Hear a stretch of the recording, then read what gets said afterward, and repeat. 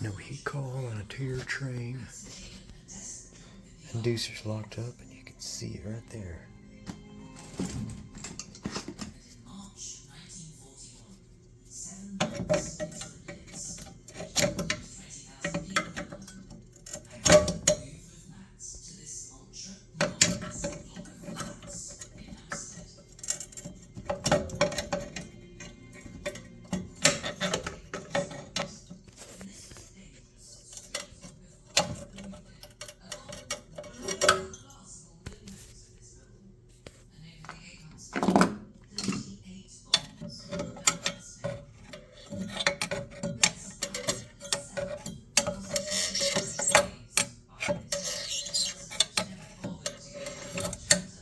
Looks like there's more in there.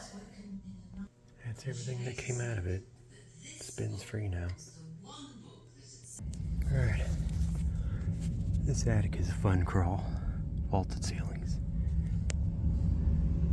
There's the flue pipe penetration. It looks intact. As it goes to the roof, it looks alright too. I don't know how that debris got in there.